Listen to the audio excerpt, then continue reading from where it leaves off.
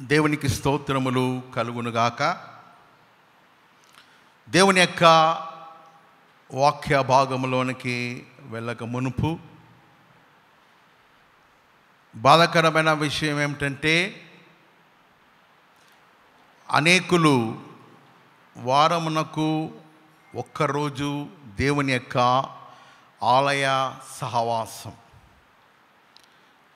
ఇట్టి సహవాసము దేవుడు తన యొక్క కృపలో మనకు అనుగ్రహించి చక్కటి గాయక బృందము, మంచి ఇన్స్ట్రుమెంట్స్, ఫ్యాన్లు, తర్వాత మంచి mic PS systems, programme sheet, అన్ని రకాలుగా ఆహ్లాదకరంగా సంతోషకరంగా ఈ ఆదివారము దేవుని యొక్క సముఖములో సన్నిధిలో మీరందరూ ఉండవలనని సంఘ పెద్దలు, సంఘ కాపర్లు, ప్రాముఖ్యంగా దేవుడు నీ నుండి నా నుండి మన నుండి ఆశిస్తూ ఉన్నాడు.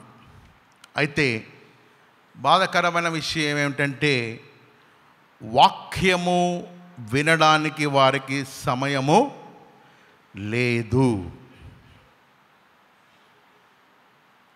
వాక్యము ఎడల ఆసక్తి కోల్పోచున్నది. వాక్యములో మీరు గమనించండి, యేసు ప్రభుల వారిని జన సమూహములు వెంబడించినాయంట. ఎవరండి? జన సమూహాలు ఆయనను వెంబడించినారు.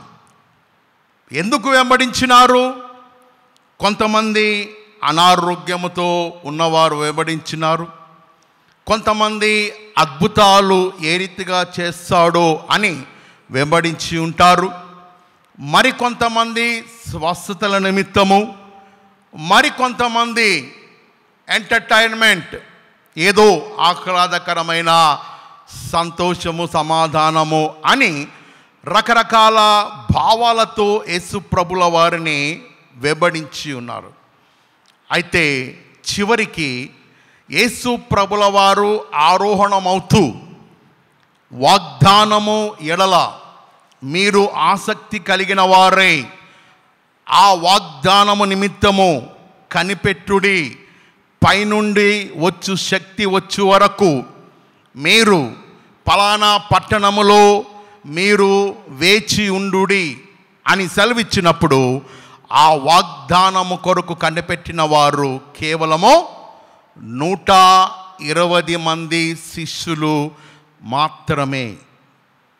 Remaining rest of the population, multitudes, majority, వీరందరూ కూడా కేవలము క్రీస్తును వెంబడించుటలో వారు స్వార్థముతో కూడిన యేసు ప్రభువును వెంబడించినట్లుగా స్వస్థతలు, రకరకాలుగా ఆలోచనతో వెంబడించినారు.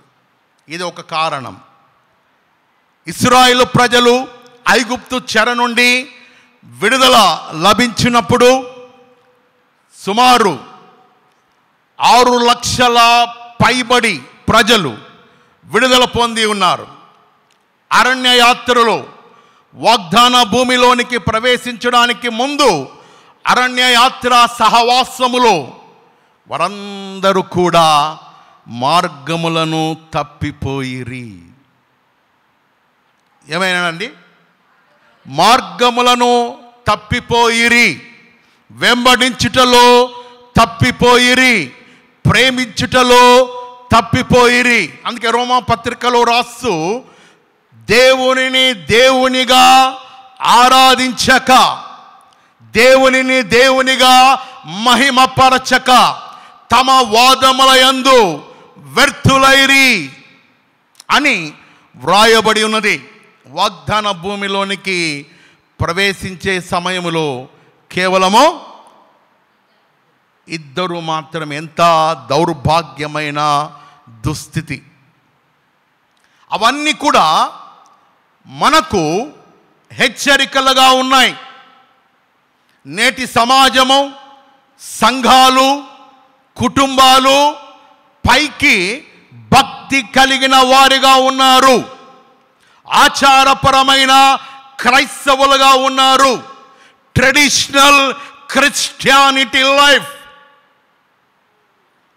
ఆత్మీయ జీవితంలో అభివృద్ధి లేదు, వాక్యము ఎడల ఆసక్తి లేదు, ఆత్మ ఫలముల ఎడల ఫలింపు లేదు, ప్రార్థనలో వారు దేవునితో సాంగత్య సహవాసములు లేవు లేవు లేవు. కేవలము ఏదో ఆదివారం వస్తున్నాం, పాస్టర్ గారు తప్పదు, సంఘ పెద్దలుగా వారికి తప్పదు, ఏదో ప్రోగ్రామ్ షీట్, అందులో డిజైన్ ఒక మాదిరి, ప్రార్థన ప్రభు వల్ల,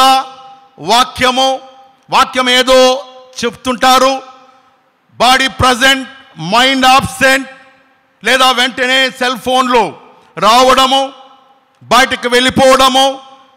దేవుని కొరకు ఆఫ్టర్ ఆల్ ఈ సెల్ ఫోన్ నువ్వు సాక్రిఫైస్ చేయలేని వ్యక్తి, రేపొద్దున నువ్వు దేవుని కొరకు శ్రమ వస్తే నిలబడతావా? ఆఫ్టర్ ఆల్ ఇది నథింగ్. గాడ్ క్రియేటెడ్ అయిన దేవుని ఎదుట ఇది నథింగ్. దీనిని సాక్రిఫైస్ చేయలేని నీవు దేవుని కొరకు నేను నిలకడగా ఉంటాను, వాక్యమందు ప్రార్థనయందు నేను నా కుటుంబము యెహోషువ వలె వెంబడిస్తామనుటలో అసత్యము. అదే ఒక హైందవుని చూడండి, ఒక ముస్లిం చూడండి, శుక్రవారం వచ్చిందంటే వారికి మన మాదిరి ఫ్యాన్లు లేవు, సరైన సదుపాయాలు లేవు, మ్యూజిక్ లేదు, ఇన్స్ట్రుమెంట్ లేవు, ఏం లేవు. ఆ మోకాళ్ళ మీద కఠినంగా ఆ నేలను వారు తలను తాకుతూ ఎంతో భక్తితో, ఎంతో శ్రద్ధతో, ఎంతో భయముతో, విధేయతతో వారు దేవుణ్ణి కొనియాడుతూ ప్రార్థిస్తూ ఉంటారు.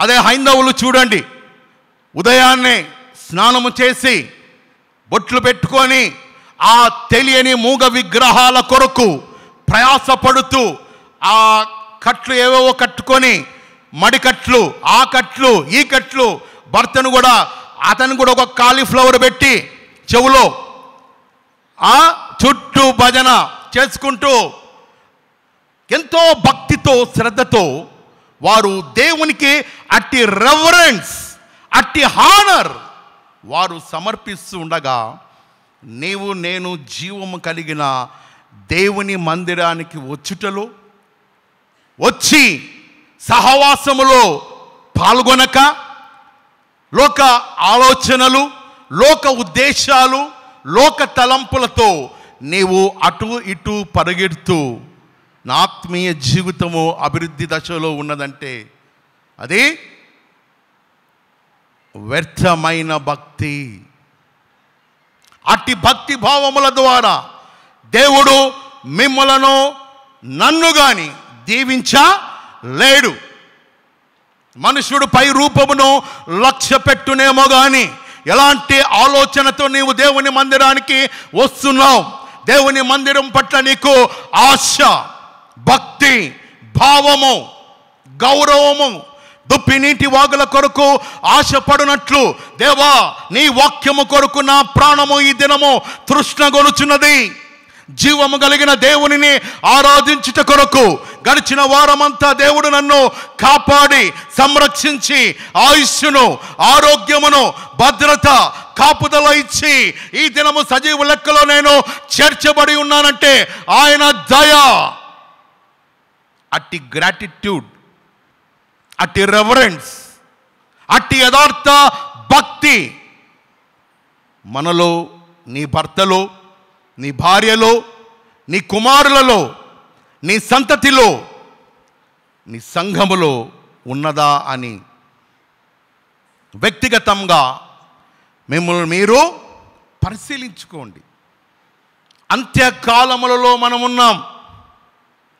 చివరి గడియలలో మనము జీవిస్తున్నాం. రెప్ప పాటులో, ఫ్రాక్షన్ ఆఫ్ సెకండ్, రెప్ప పాటులో మార్పులు చెందే రోజులలో మనం ఉన్నాం. అట్ ద సేమ్ టైం మోసము కూడా విస్తరింపబడుతూ ఉన్నది. దేని విషయంలో మోసం అండి? ఈ వాక్యము విషయంలోనే అపవాది తనకు సమయము కొద్దిగా ఉన్నదని తలచి ఎవరిని మృంగుదుమా, ఎవరిని మోసగింతుమా అని వాడు వాక్యములో మిమ్మలను బలపరచబడక, ఆరాధనలో పాల్గొనక, స్తుతించక, ఆరాధించక, ఈ యొక్క ఆధునిక టెక్నాలజీ, సెల్ ఫోన్ల ద్వారా, ఇతర సాంస్కృతిక కార్యక్రమాల ద్వారా, ఇతర కమిట్మెంట్ వర్క్స్ ద్వారా మీ తలంపులను, మీ ఆలోచనలను, మీ హృదయాలను, మీ జీవితాలను ఐగుప్తులో ఉన్న ఇశ్రాయేలు ప్రజలను బంధించిన రీతిగా మిమ్మలను వాడు బంధించి వేస్తున్నాడు. జాగ్రత్త, వాటి నుండి బయటకు రాండి. దేవుడు మనకు అనుగ్రహించిన శ్రేష్టమైన దినములు దుర్దినములలో రాకమునుపే నీ సృష్టికర్తను స్మరణ చేసుకొనుము. కాబట్టి వాక్యము ఎడల ఆసక్తి కలిగి దేవుడు ఈ ఆదివారము నాతో, నా కుటుంబముతో ఏం మాట్లాడుతున్నాడు, ఏ వాక్యము ద్వారా నేను హెచ్చరింపబడుతున్నాను, ఆ వాక్యము నాలో ఏమైనా మార్పు తీసుకొని వస్తున్నదా? విత్తువాడు వెలుచుండగా కొన్ని విత్తనములు త్రోవ ప్రక్కన పడినట్లుగా మీ హృదయాలు త్రోవ ప్రక్కన ఉన్నాయా? మీ హృదయాలు, కుటుంబాలు రాతి నేలల వలె ఉన్నాయా? ముళ్ళ కచ్చ బొదల వలె ఉన్నాయా అని పరిశీలించుకొని ఆ వాక్యానికి లోబడి ఆ వాక్యము మీలో ఫలించుటకు దేవుని యొక్క సహాయము, కృప కొరకు ప్రార్థిస్తూ, స్తుతిస్తూ, నీకు ఇవ్వబడిన పరిచర్యలో కొనసాగుతూ, నీ కుటుంబ వ్యవస్థను కాపాడుకుంటూ, భర్త రక్షింపబడిన ఎడల భార్యకు రక్షణ ఉండదు. వాక్యము సెలవిస్తున్నది, అవిశ్వాసి అయిన భార్య, చెప్పాలండి, విశ్వాసి అయిన భర్త ద్వారా రక్షింపబడతాడు. అట్ ద సేమ్ టైం అవిశ్వాసి అయిన భర్త విశ్వాసురాలైన భార్యను బట్టి రక్షణలోనికి నడిపింపబడతాడు. దానిని ప్రతి స్త్రీ, ప్రతి పురుషుడు గమనించవలెను. వీరు ఇరువురు ఆ రీతిగా ఉన్న ఎడల బైబిల్ చెప్పుచున్నది, నీవు రక్షింపబడిన ఎడల నీవును నీ ఇంటి వారును రక్షణలోనికి వచ్చుదురు. కాబట్టి అట్టి రక్షణ కాపాడుకుంటూ, మోసగింపబడక, దేవుని యందు భయభక్తులు కలిగి ఆయన మార్గములలో జ్ఞానవంతురాలు తన గృహాన్ని కట్టుకుంటుంది. ఆ పరలోక రాజ్యములో నేను, నా కుటుంబము ఉండవలెను. విడవబడిన రోజులలో ఒకవేళ మీరు ఉన్నట్లయితే, పర్సిక్యూషన్స్, శ్రమలు, కష్టములలో మీరు ఉన్నట్లయితే, ఆ రోజులు రాకమునుపే జాగ్రత్త వహించుడి. కాలము యొక్క విలువ ప్రాముఖ్యమైనది. రేపు ఏమి సంభవిస్తుందో ఎవరికి తెలియదు. కాబట్టి ఓ పురుషులారా, ఓ స్త్రీలారా, ఓ సంఘమా, ఎవరి యొద్దకు వెళ్ళమంటున్నాడండి? చీమల యొద్దకు వెళ్ళి వాటి నడతను కనిపెట్టి పరిశీలించి వాటికి నాయకుడు లేకున్నప్పుడు కూడా అవి ఎంతో చక్కగా తమ కాలములను గుర్తించి సిద్ధపాటు కలిగి అవి జీవించుచున్నవి. రేపేం సంభవిస్తుందో ఎవరికి తెలియదండి. నేడు అన్నది నీ జీవితానికి ప్రాముఖ్యమైనది. తుది శ్వాస నీలో ఉన్నప్పుడు, ప్రాణం ఎప్పుడు పోతుందో, ఏ రీతిగా మరణం సంభవిస్తుందో nobody can not expect. 11th hour వరకు కూడా ఎవరికి తెలియదు ఏం జరుగుతుందో కూడా. కాబట్టి దేవుడు నీకు అనుగ్రహించిన దినములలో యెహోవా సమీపముగా ఉన్నప్పుడే, వాక్యము సమీపముగా ఉన్నప్పుడే, సంఘ సహవాసము నీ వద్ద ఉన్నప్పుడే నీవు జాగ్రత్త పడి దేవుని వాక్యములో ఎదగవలని నీకు మనవి చేస్తున్నా. పరిశుద్ధ బైబిల్ గ్రంథంలో ఈనాటి అంశ భాగము ఏమైనదంటే దేవుడు ప్రేమ అయి ఉన్నాడు. చెప్పండి, దేవుడు ప్రేమ అయి ఉన్నాడు అనేది వాక్య అంశ భాగమై ఉన్నది.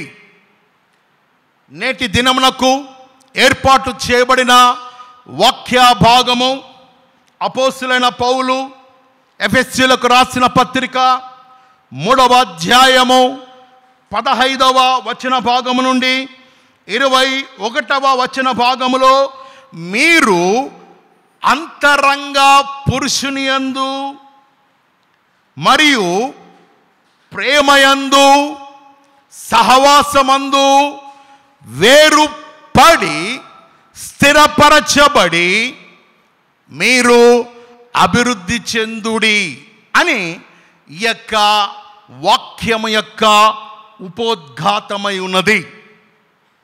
వాక్యం యొక్క ఉపోద్ఘాతం ఏమిటండి? మీరు అంతరంగ పురుషుని యందు దేవుని ప్రేమలో అభివృద్ధి చెంది వేరుపారి స్థిరులై ఉండుడి అన్నదే ఈ వాక్యపు యొక్క ప్రాముఖ్యమైన ఉపోద్ఘాతము. అనగా అపోస్తలుడైన పౌలు మాట్లాడుతూ అంతరంగ పురుషుడు, అంతరంగ పురుషుడు ఎవడండి?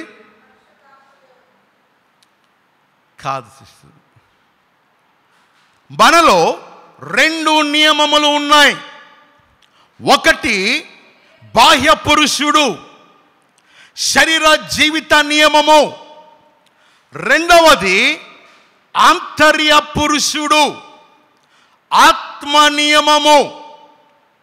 ఇక్కడ పౌలు రాస్తూ మీరు ఆత్మ నియమము కలిగి మీ ఆంతర్య పురుషునిలో దినదినము మీరు అభివృద్ధి చెందుతూ విశ్వాసములోను, వాక్యములోను, క్రీస్తు ప్రేమలోను, ఐక్యతలోను, సహవాసములోను వేరుపారి స్థిరులై ఆంతర్య జీవితమును మీరు క్రమపరచుకొనుడి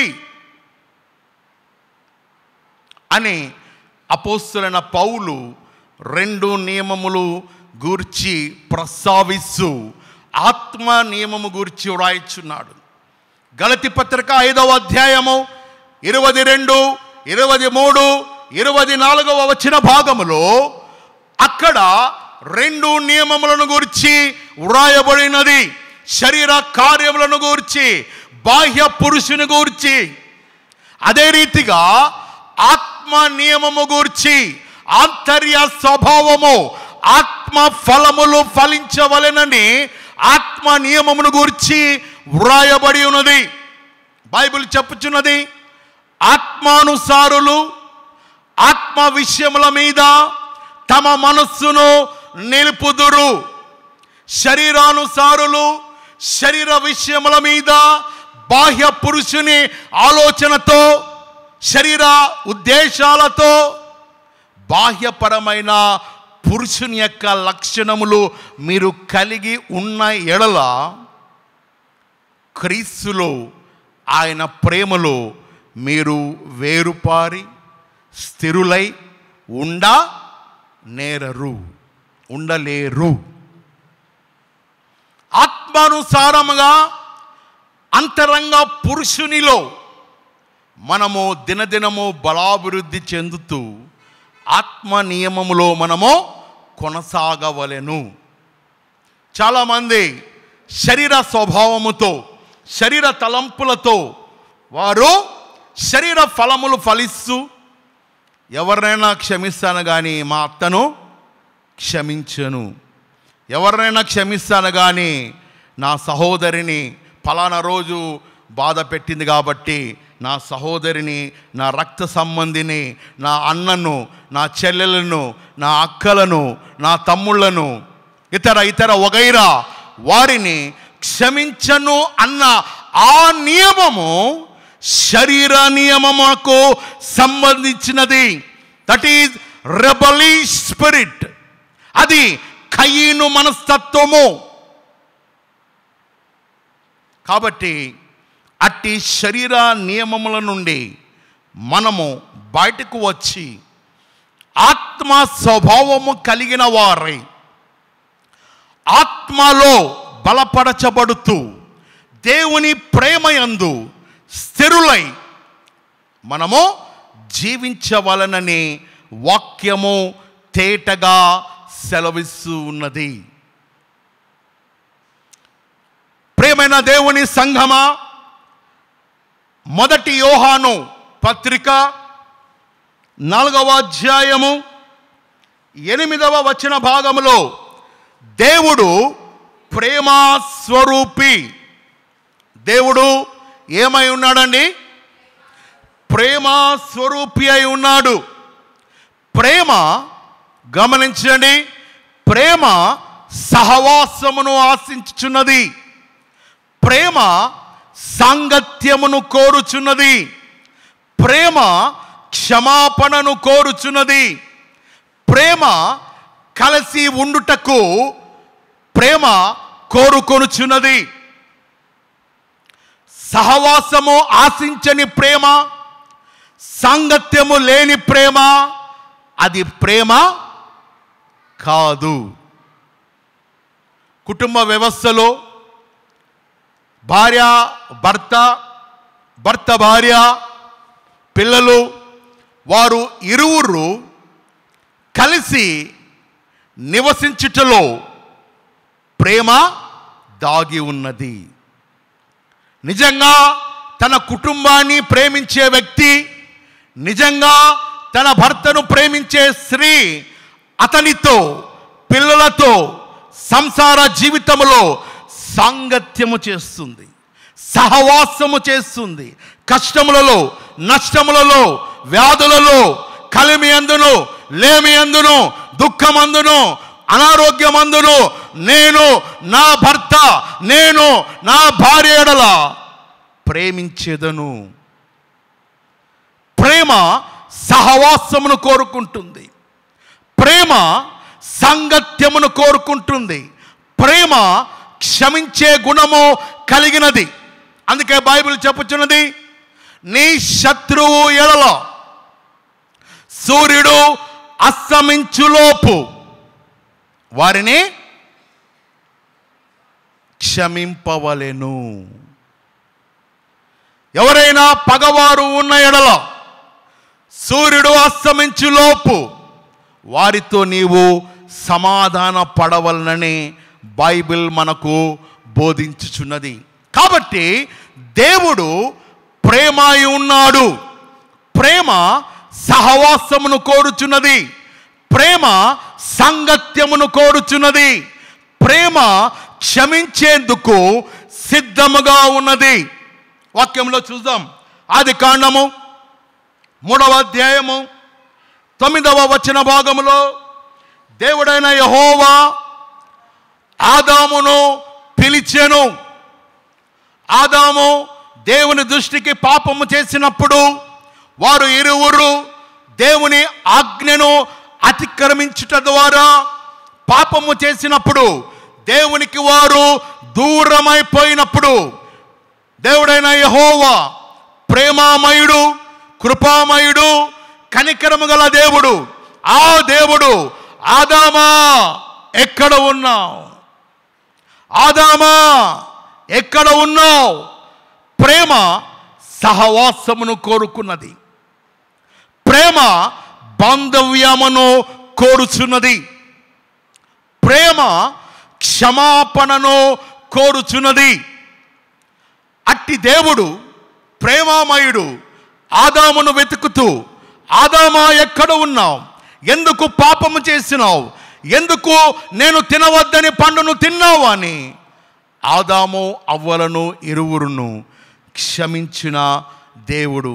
అందులో ప్రేమ దాగి ఉన్నది, అందులో సహవాసము దాగి ఉన్నది, అందులో క్షమాపణ దాగి ఉన్నది. అందుకొరకే భక్తుడు రాసు, దేవుడు చెప్పండి ప్రేమా స్వరూపి అయి ఉన్నాడు. చెప్పండి కూడా దేవుని మాయంపరచుదాం. దేవుడు ప్రేమా స్వరూపి అయి ఉన్నాడు.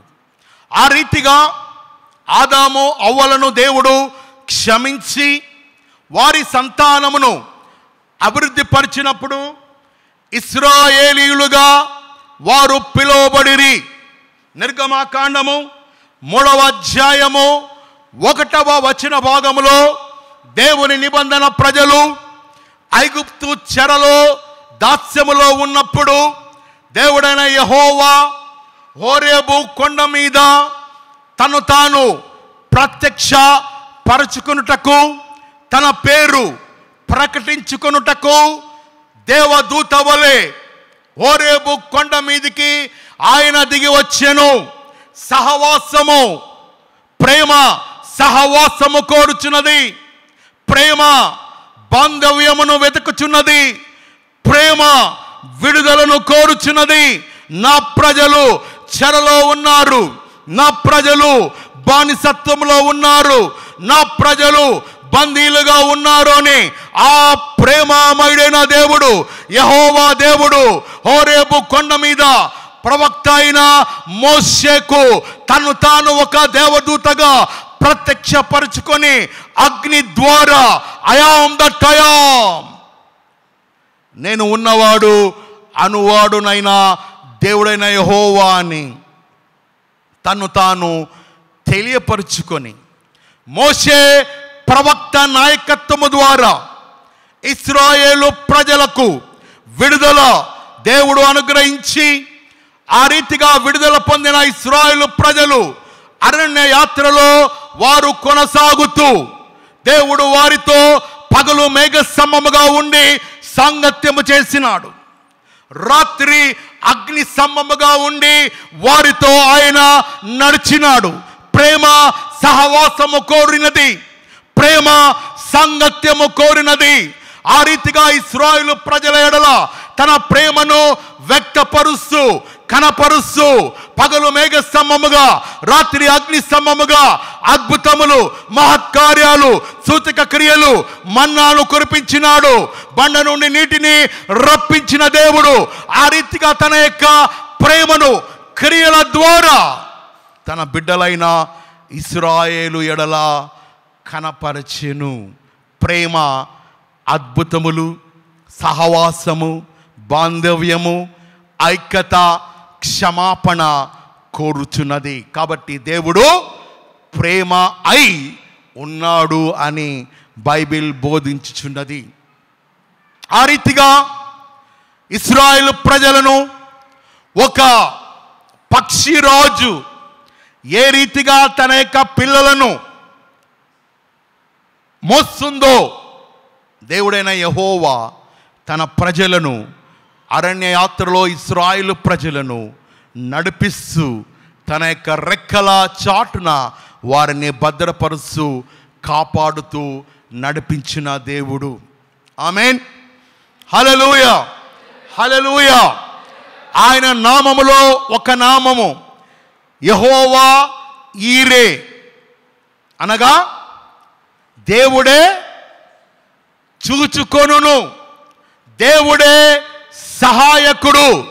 ఇంగ్లీష్లో Jehovah Jaira, hour God is a God of provider, helper, guider, protector అని ఆయన యొక్క నామములో ఒక నామము యెహోవా ఈరేగా పిలువబడుచున్నది. యెహోవా ఈరే అనగా సమకూర్చే దేవుడు. చెప్పండి, గట్టిగా చెప్పండి. సమకూర్చే దేవుడు. అబ్రహాముకు దేవుడు సమకూర్చినాడు, యోబుకు దేవుడు సమకూర్చినాడు, యోసేపుకు దేవుడు సమకూర్చినాడు. ముదిమే వయస్సులో గర్భము తెరచితివే, బహుమానంబునే తిరిగి బలిగా కోరితివే. ముదిమే వయస్సులో గర్భము తెరచితివే, బహుమానంబునే తిరిగి బలిగా కోరితివే. అబ్రహాంకు సమకూర్చిన యెహోవా ఈరే, అబ్రహాంకు సమకూర్చిన యెహోవా ఈరే. సమకూర్చువా నీకే ఆరాధన, మాకు సమకూర్చువా నీకే ఆరాధన. హల్లెలూయా హల్లెలూయా నీకే ఆరాధన. హోసన్నా హోసన్నా నీకే ఆరాధన.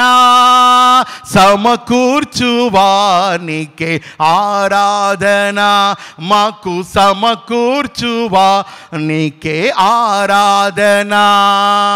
యెహోవా ఈరే, యెహోవా ఈరే, సమకూర్చువారు మీరే, మాకు సమకూర్చువారు మీరే. హల్లెలూయా. దేవుడైన యెహోవా సమకూర్చే దేవుడై ఉన్నాడు. అలనాడు అబ్రహాముకు సమకూర్చిన దేవుడు నీ జీవితానికి, నా జీవితానికి, మన సంఘానికి, కుటుంబాలకు ఆ దేవుడైన యెహోవా యేసు ప్రభుల వారు సమస్తము కూడా సమకూర్చే దేవుడై ఉన్నాడు. నీవు నమ్మిన ఎడల, నీవు విశ్వసించిన ఎడల, ఆయనకు నీవు మొరపెట్టిన ఎడల, ఆయన నామమును బట్టి ప్రార్థన చేసిన ఎడల, అడుగుడి మీకు ఇవ్వబడును, వెతకుడి మీకు దొరకబడును, తట్టుడి మీకు తీయబడును అని ఆయన వాగ్దానమును పట్టుకొని ప్రార్థిస్తే దేవుడు మీకు తప్పకుండా యెహోవా ఈరేగా ఉండి మీ కుటుంబ ప్రతి అవసరతలో ఆయన సహాయకుడిగా, కాపరిగా, పోషకుడిగా, వైద్యునిగా ఉండి స్వస్థపరిచే దేవుడై ఉన్నాడు. చెప్పలు కూడా దేవుణ్ణి మహిమపరచుదాం. అంత మాత్రమే కాదు, ఆయన నామములో ఒక నామము ఇమ్మానుయేలు. ఇమ్మానుయేలు అనగా సదా కాలము దేవుడు మాకు తోడుగా ఉండే దేవుడై ఉన్నాడు.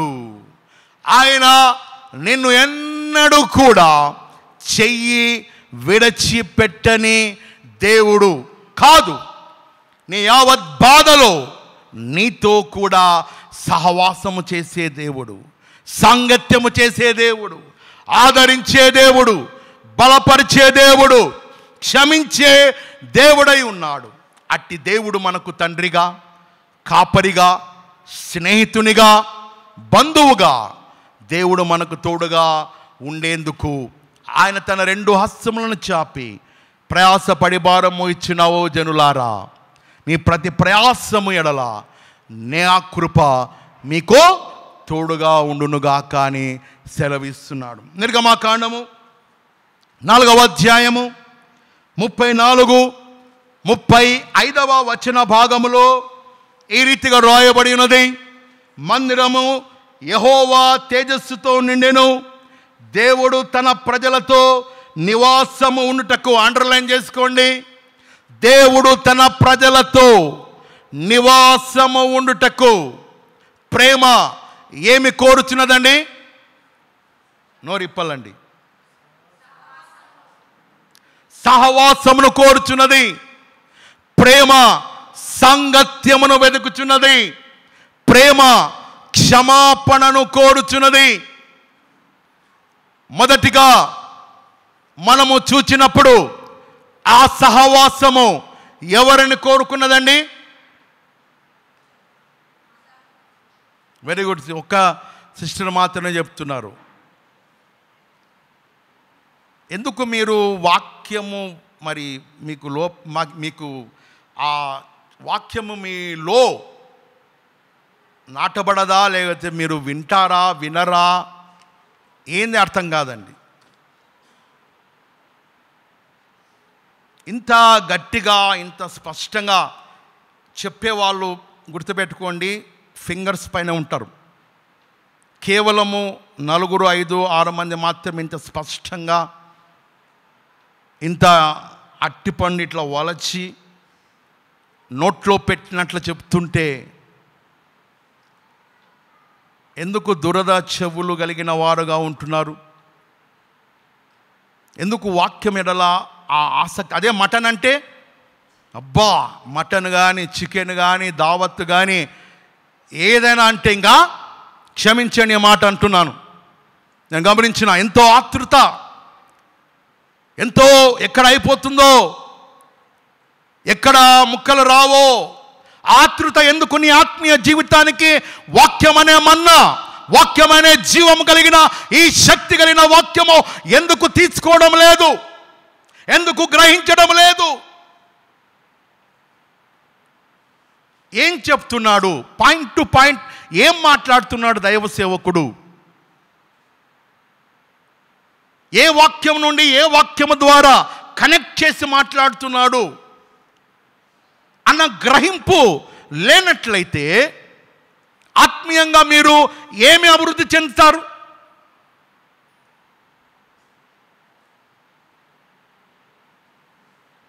మొదటిగా దేవుడు ప్రేమామయుడు అనే అంశ కోణంలో అందులో భాగముగా దేవుడు ప్రేమామయుడు అని చూడగలిగినాం.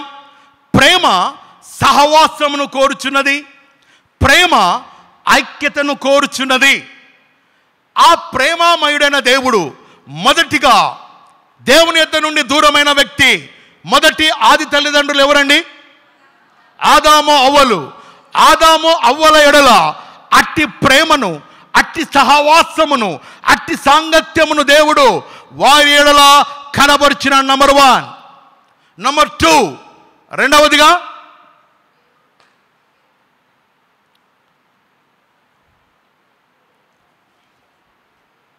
ఇంత అరుచుకొని మరి ఏం విన్నారండి ఇంతకుముందు చెప్పిన పాయింట్లో?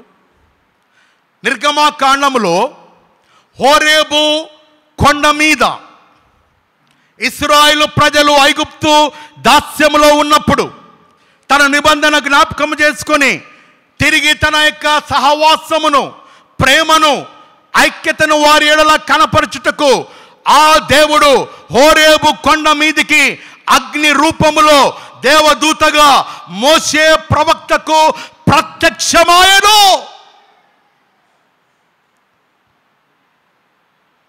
అటు తరువాత ఇశ్రాయేలు ప్రజలకు ఐగుప్తు దాస్యం నుండి విమోచన కల్పించి అరణ్య యాత్రలో వారు సాగుతూ ఉన్నప్పుడు ఆ దేవుని యొక్క ప్రేమ పగలు మేఘ స్తంభముగా, చెప్పాలా, కంటిన్యూ చేయండి, రాత్రి అగ్ని స్తంభముగా అద్భుతములు, మహత్కార్యాలు, సూచక క్రియలు జరిగిస్తూ తన ప్రేమ వారికి వ్యక్తపరిచినాడు. ఇది రెండవ కోణములో ఇశ్రాయేలు ప్రజల తన ప్రేమను దేవుడు కనపరిచినాడు. ఇప్పుడు మాట్లాడేది మూడవ కోణం.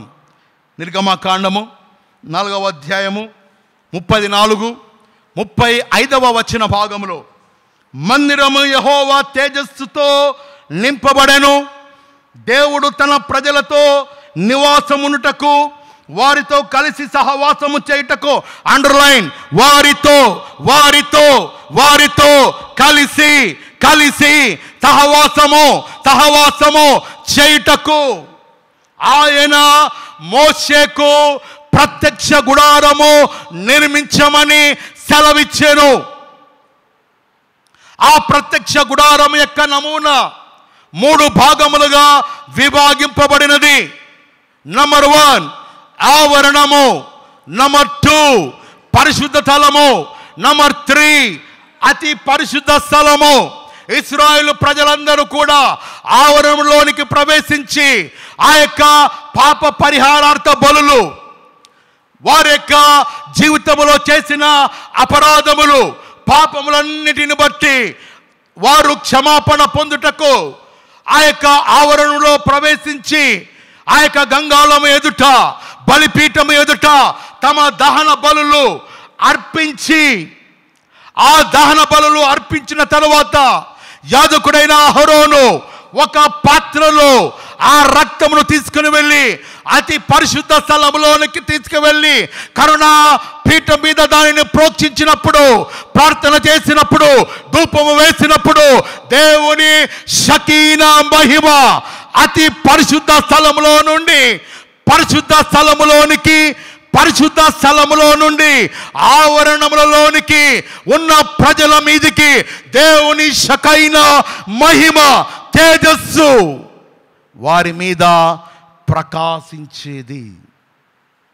అర్థమైందండి? అర్థమైంది పోయిందా? ఆ రీతిగా ఇశ్రాయేలు ప్రజలు తమ బలులను బట్టి, యాజకుని బట్టి, మందిరము యొక్క తేజస్సు షకీనా మహిమను బట్టి వారు దేవుడు మనతో ఉన్నాడు, దేవుడు మన మధ్య ఉన్నాడు, దేవుని సన్నిధి మాతో ఉన్నదన్న నిశ్చయత కలిగిన వారు. 3వ కోణములో దేవుడు తన ప్రేమను ఎక్కడ కనబరుస్తున్నాడండి? ప్రత్యక్ష మందిర గుడారములో. మొదటిగా ఆదాం, పోన్లేండి, థ్యాంక్ గాడ్. రెండవది హోరేబు కొండ మీద. మూడవది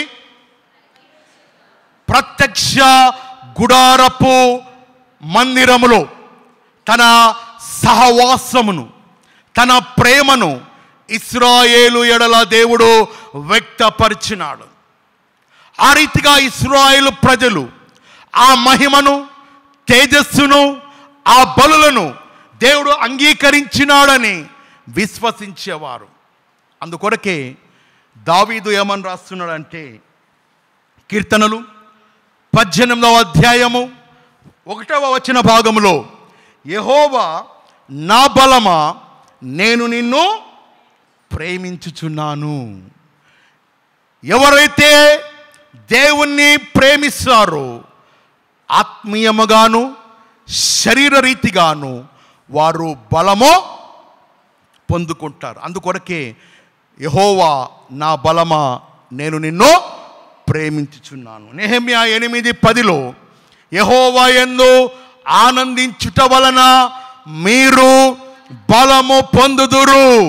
మనకు బలము ఎక్కడి నుండి లభిస్తుంది అంటే దేవుణ్ణి ప్రేమించుట ద్వారా, యెహోవా యందు ఆనందించుట ద్వారా ఆత్మీయముగాను శరీర రీతిగాను మనకు బలము లభించుచున్నది.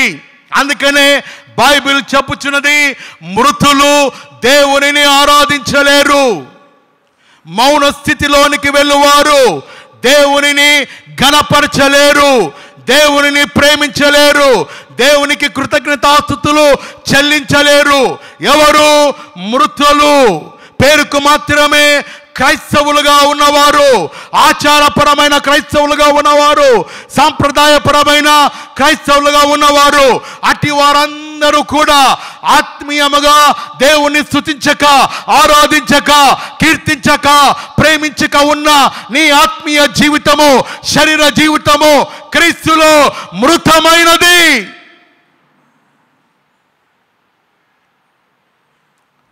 దేవుణ్ణి ప్రేమించలేని నీ క్రైస్తవ జీవితము ఆత్మీయముగా మృత క్రైస్తవురాలు. ఆత్మీయముగా మృత క్రైస్తవుడు, ఆత్మీయముగా మృత క్రైస్తవ సంఘము. అందుకొరకే బైబిల్ చెప్పుచున్నది, మృతులు దేవునిని ప్రేమించలేరు, స్తుతించలేరు, ప్రార్థించలేరు, ఆరాధించలేరు. దేవుని వాక్యము కూడా వారు వినగలిగిన స్థితిలో కూడా ఉండరు. కారణం, ఈ లోక దేవత అవిశ్వాసులైన వారి మనోనేత్రములకు ఆ గ్రుడ్డితనము కలిగించుట చేత వారు పేరుకు మాత్రమే ఫలానా గాని వారి ఆంతర్య జీవితము మృతమైనది. సున్నము కొట్టిన ఓ సమాధులారా అని బైబిల్ ప్రశ్నించుచున్నది. యెషయా గ్రంథము 60వ అధ్యాయము 1వ వచనములో ఈ రీతిగా రాయబడినది, లెమ్మో, అట్టి మృతమైన స్థితి నుండి ఓ సహోదరి లెమ్మో, ఓ సహోదరుడా లై. అట్టి ఆరాధించలేని స్థితి, దేవుని ప్రేమించలేని నీ కుటుంబము, దేవుని యందు భయభక్తులు కలిగి జీవించని నీ జీవితము, వాక్యమేళ ఆసక్తి లేక, ప్రేమ లేక, సహవాసం లేక ఉన్న నీ ఆత్మీయ జీవితం నుండి లే, బయటకు రా. ఇదిగో దేవుని మహిమ, దేవుని తేజస్సు నీ మీద ప్రకాశించే రోజులలో మనం ఉన్నాం. కాబట్టి అట్టి స్థితి నుండి కమో. దాస్యములో ఉన్నవారు దేవుని ఆరాధించలేరండి. ఇశ్రాయేలు ప్రజలు దాస్యములో ఉన్నంత కాలము వారు దేవుని మహిమను కానీ, దేవుని ప్రత్యక్షతలు కానీ, స్వస్థతలు కానీ, భద్రత కానీ, ఆశీర్వాదములు కానీ, దీవెనలు కానీ ఏది కూడా వారు పొందుకొనలేకపోయిరి. దాస్య గృహము నుండి విడుదల పొందినప్పుడే వారు అద్భుతములు చూడగలిగిరి. చెప్పలు కూడా దేవుని మహిమపరచుదాం. నీవు ఒకవేళ అట్టి దాస్యములో ఉన్నట్లయితే, అట్టి బంధకములలో ఉన్నట్లయితే, ఆరాధించలేని స్థితి, ప్రేమించలేని స్థితి, వాక్యం ఎడల ఆసక్తి లేని నీ యొక్క జీవితం నుండి బయటకు రా. వచ్చినప్పుడే దేవుని మహిమ నీ మీద ప్రత్యక్షమగుచున్నది. మూడవది ఏం చూసినామండి? ప్రత్యక్ష గుడారము ద్వారా దేవుడు తన యొక్క ప్రేమను ఇశ్రాయేలీయుల కనపరిచినాడు, సాంగత్యము చేసినాడు, సహవాసము చేసినాడు, క్షమించినాడు.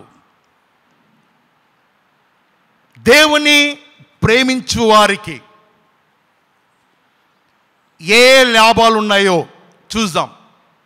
దేవుణ్ణి మనం అందరం కూడా ప్రేమించడానికే పిలువబడి ఉన్నాం. ప్రేమిస్తే ఏం లాభాలు జరుగుతాయి? నిర్గమాకాండము 20వ అధ్యాయము, వాక్యం ముగిస్తున్నానండి ఒక 5 నిమిషములు. నిర్గమాకాండము 20వ అధ్యాయము 6వ వచన భాగములో, నన్ను ప్రేమించి నా ఆజ్ఞలను గైకొనే ఎడల 1000 తరముల వరకు నీ సంతానమును నేను దీవించెదను. ఈ మాట సైన్యములకు అధిపతిగు యెహోవా వాక్కుగా ఇశ్రాయేలు ప్రజలకు ఆయన తెలియజేసెను. నీవు ప్రేమించిన ఎడల, నీవు నా మార్గములను గైకొని ఎడల, నీ 1000 జనరేషన్ నేను దీవించెదను. ఇది దేవుని ప్రేమించు వారికి అనుగ్రహించే దేవుని కృప. రెండవదిగా దావీదు ఏమని సెలవిస్తున్నాడంటే, కీర్తనలు 31:23 వచన భాగం. దావీదు తాను దేవుని ప్రేమించుటయే కాక, యెహోవా భక్తులారా మీరందరూ ఆయనను ప్రేమించుడి అని నిన్ను నన్ను మనలందరినీ కూడా ప్రోత్సహిస్తున్నాడు. తాను ప్రేమించుటయే కాక యెహోవా భక్తులారా, మీరందరూ కూడా ఆ యెహోవాను ప్రేమించుడి అని ప్రోత్సహిస్తున్నాడు. అంత మాత్రమే కాకుండా ద్వితీయోపదేశకాండము 30:20లో దేవుని ప్రేమించు వారికి దీర్ఘాయువు కలుగును. ఏం కలుగునండి? ఎంతమందికి దీర్ఘాయువు కావాలండి? లాంగ్ లైఫ్ అందరికీ ఆశ ఉంటుంది. ఎవరికి తక్కువ వయసుతో రాజీ పడకూడదనే ఆశ ఎవరికి ఉండదు. కానీ నా పిల్లలను నేను చూడాలి అన్న ఆశ అందరికీ ఉంటుంది. ఆ ఆశ కొరకే రాత్రులు గట్కాలు తింటున్నారు, పుల్కాలు తింటున్నారు, మజ్జిగలు తాగుతున్నారు, ఎంతో కసరత్తులు చేస్తున్నారు, నోరు కట్టుకుంటున్నారు, వాకింగ్లు, జాగింగ్లు, జిమ్మింగ్లు, స్విమ్మింగ్లు, ట్రమ్మింగ్లు, ఏంటేంటో అన్నీ రకరకాల విశ్వ ప్రయత్నాలన్నీ కూడా ఆ ఆయుష్ పెంపొందేందుకు సుల్తానీ మట్టి అని, ఇంకోడేమో చెట్లు, ఆకులు, కడాకి, ఏంటేంటో అన్నీ చేస్తూ కసరత్తులు చేస్తున్నారు. కానీ దీర్ఘాయుషు లభించడం లేదు. బైబిల్ చెప్పుచున్నది. ఈరోజు దేవుని ఎదుట సేవకుడుగా చెప్తున్నా, దీర్ఘాయువు నీకు కావాలి అంటే దేవుడైన యెహోవాను నీవు ప్రేమించుటలో తప్పిపోకూడదు. నీవు ప్రేమించిన ఎడల ఆ దీర్ఘాయువు దేవుడు నీకు అనుగ్రహిస్తాడు. మరణము తప్పించుట యెహోవా వశమై ఉన్నది. నన్ను ప్రేమించు వారికి ఆస్తికర్తలుగా చేస్తాను అంటున్నాడు. అతడు నన్ను ప్రేమించినాడు కాబట్టి నేను అతనిని తప్పించేదను. నీ పక్కన 1000 మంది పడినను, నీ కుడి ప్రక్కన 10,000 మంది కూలెను, అపాయము ఏది కూడా రానే రాదు. నేను ఎన్నోసార్లు ట్రావెల్ అయినప్పుడు బస్సులు 16 పల్టీలు కొట్టింది. చిన్న గాయం కూడా ఏం కాలేదు నాకు. 16 పల్టీలు లోయలో నుండి కిందకు పడినాను. దేవుని యొక్క కృప. కీర్తన 103:11లో భూమి కంటే ఆకాశం ఎంత ఉన్నతముగా ఉన్నదో యెహోవా యందు భయభక్తులు గల వారి ఎడల ఆయన కృప అంత అధికముగా ఉన్నది. నీవు నమ్మిన ఎడల, నీవు దేవునిని ప్రేమించిన ఎడల అట్టి భద్రత, అట్టి కృప, అట్టి ఆయుష్ దేవుడు నీకు నాకు అనుగ్రహించే దేవుడై ఉన్నాడు. 4వదిగా గమనించినట్లయితే నిర్గమకాండము 15వ అధ్యాయము 26వ వచన భాగంలో ఐగుప్తీయులకు కలుగజేసిన ఏ రోగమును నీకు రానియను, నిన్ను స్వస్థపరచు యెహోవాను నేనే.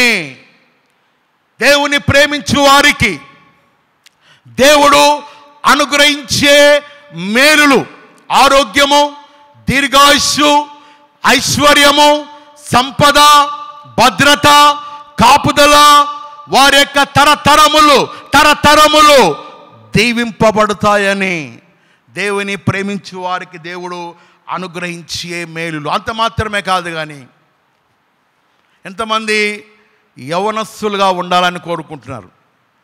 60 ఏండ్లు వచ్చినా, 50 ఏండ్లు వచ్చినా, 40 ఏండ్లు వచ్చినా, 30 ఏండ్లు వచ్చినా ఇంకా యవ్వనంగా ఉండాలి అన్నవాళ్ళు,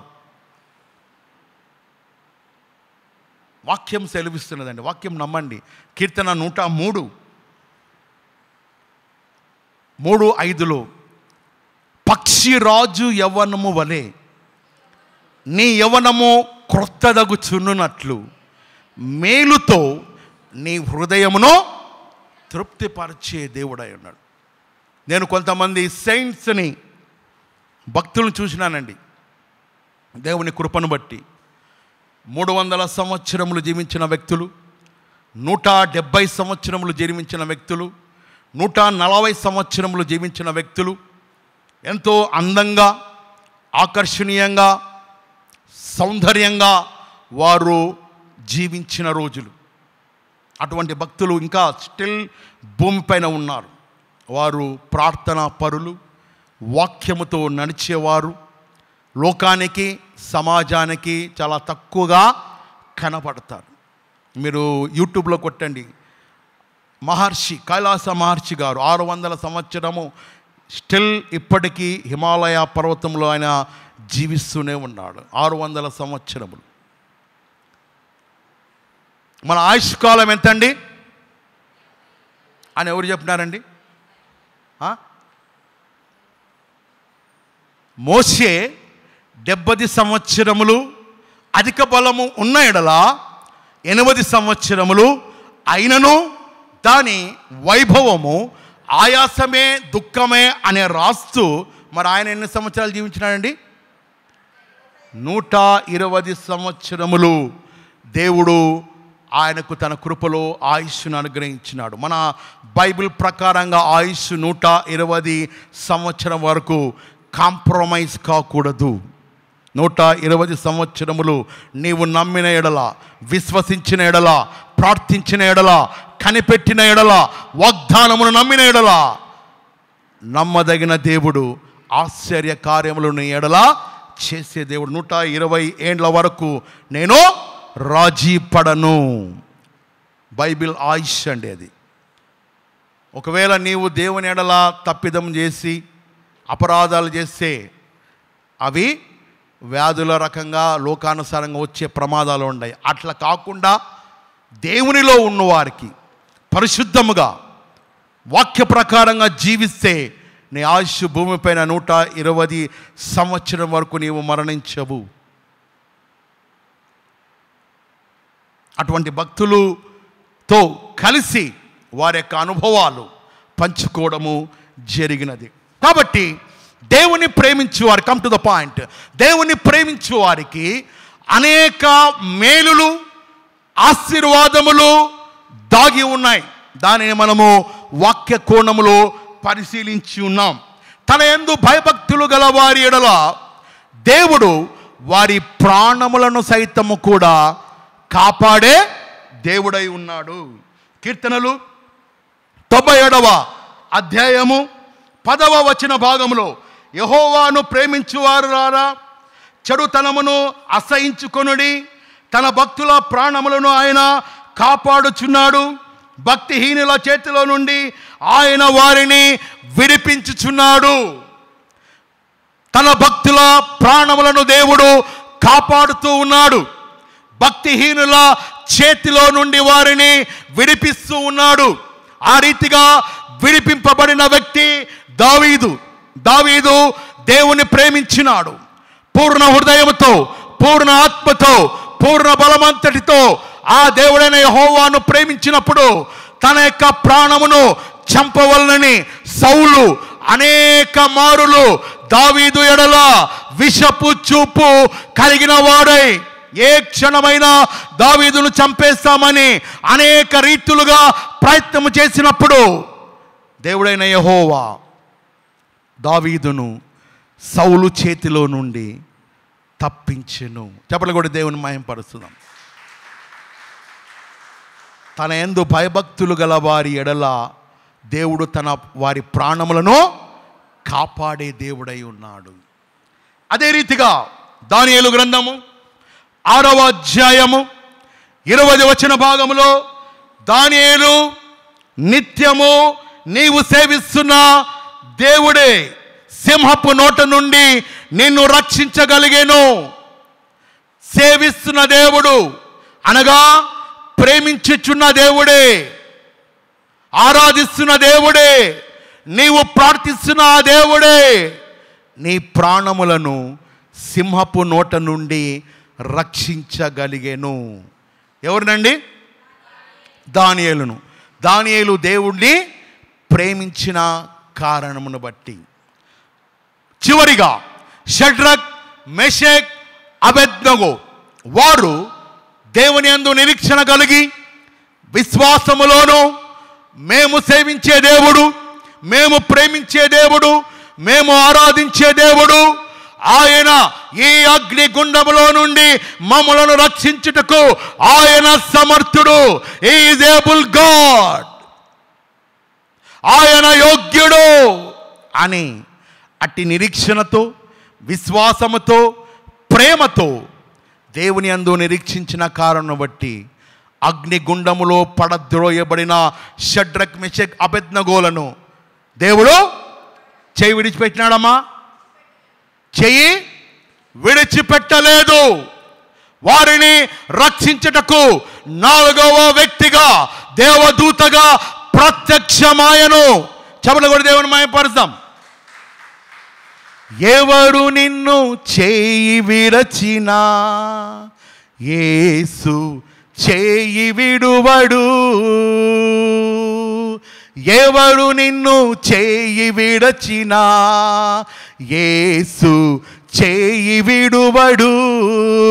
చేయి విడువడు, చేయి విడువడు, చేయి విడువడు, చేయి విడువడు. తల్లి ఆయనే, తండ్రి ఆయనే, ఆదరించును, నిన్ను కాపాడును. ఆ రీతిగా షడ్రక్ మేషక్ అబేద్నెగోలను దేవుడు కాపాడినాడు, వారి ప్రాణములను రక్షించగలిగినాడు. ప్రియమైన సహోదరి సహోదరుడా, ఈరోజు నీ పరిస్థితి ఒకవేళ దానియేలు వలె ఉన్న ఎడల, నీ పరిస్థితి, నీ కుటుంబము, నీ సంఘము, నీ వ్యాపారము, నీ వ్యక్తిగత కుటుంబ జీవితములో దావీదు వలె నీవు శ్రమలలో, ఇబ్బందులలో, కష్టములలో, నష్టములలో, ఓటమిలో, అవమానములలో, కృంగుదల, వేదన, నిరాశ, ఒకవేళ అట్టి స్థితిలో నీవు జీవిస్తూ ఉన్నట్లయితే భయపడవద్దు. ఆయన ఎడల నీవు నమ్మిక ఉంచిన ఎడల, ఆయనను నీవు ప్రేమించిన ఎడల, ఆయన ఆజ్ఞను నీవు గైకొని ఎడల, ఆయనకు నీవు మనవి చేసిన ఎడల, వెదకిన ఎడల, ప్రార్థించిన ఎడల, కనిపెట్టిన ఎడల, ఆ దేవుడైన యెహోవా నీతో సాంగత్యము చేయుటకు, నిన్ను విడిపించుటకు, నిన్ను దీవించుటకు, స్వస్థపరచుటకు సైన్యములకు అధిపతి యెహోవా ఎబెనేజరుగా ఉండి కాపాడే దేవుడు. చెప్పలు కూడా దేవుని మహిమపరచుదాం. చివరిగా 1 నిమిషంలో ముగిస్తున్నా. 1 కొరింథీయులకు రాసిన పత్రిక 2వ అధ్యాయము 9వ వచనములో, దేవుణ్ణి ప్రేమించు వారికి, అనగా ఆయన సంకల్పము చొప్పున పిలువబడిన వారికి, వారి యొక్క జీవితాలకు కంటికి కనబడనివి, మనుష్య హృదయమునకు గోచరము కానివి అనేక మేలులు, దీవెనలు ఆయన ప్రేమలో దాగి ఉన్నాయి. 1 కొరింథీయులకు రాసిన పత్రిక 2వ అధ్యాయము 9వ వచనములో, దేవుడు తన్ను ప్రేమించు వారికి ఏవి సిద్ధపరచెనో అవి కంటికి కనబడలేదు, చెవికి వినబడలేదు, మనుష్య హృదయమునకు గోచరము కాలేకపోతున్నది. తన ఆత్మ ద్వారా దేవుడు వాటిని జరిగించేందుకు, దీవించేందుకు ఆయన నామములో ఒక నామము, అద్భుతములు, మహత్కార్యాలు చేసే దేవుడై ఉన్నాడు. ఆమేన్. హల్లెలూయా, హల్లెలూయా, హల్లెలూయా. ఆయన నామములో ఒక నామము ఆశ్చర్యకరుడు, ఆశ్చర్యకరుడు, ఆలోచనకర్త, నిత్యుడగు తండ్రి, సమాధానకర్త. ఆశ్చర్యకరుడు, ఆలోచనకర్త, నిత్యుడగు తండ్రి, సమాధానకర్త. దేవుడు ఈ వాక్యమును మన వేళలా దీవించునుగాక. మొదటిగా తన యొక్క ప్రేమను ఆదామును కనబరిచినాడు. రెండవదిగా ఇశ్రాయేలు ప్రజల ఎడల తన యొక్క ప్రేమను వ్యక్తపరిచినాడు, సాంగత్యం చేసినాడు. మూడవదిగా ప్రత్యక్ష గుడారము ద్వారా తన యొక్క ప్రేమను కనబరిచినాడు. నాలుగవదిగా దేవుని ప్రేమించు వారికి అనేక మేలులు దాగి ఉన్నాయని వాక్య కోణములో పరిశీలించున్నాం. చివరిగా 5వదిగా దేవుని ప్రేమించు వారి ఎడల వారి ప్రాణములను కాపాడే దేవుడై ఉన్నాడు. దావీదును కాపాడినాడు, షడ్రక్ మెషక్ అబేద్నెగోలను కాపాడినాడు, దానియేలు సింహపు నోట నుండి కాపాడిన దేవుడు. అదే దేవుడు ఎస్టర్డే, ఫుల్ఫిల్ చేయండి, టుడే అండ్ ఫర్ ఎవర్, నిన్న నేడు నిరంతరము మార్పు లేనటువంటి దేవుడై ఉన్నాడు. ఆమేన్. దేవుడి వాక్య భాగమును మన వెనుకలో దీవించును గాక. దయచేసి క్షమించండి. ఒక 5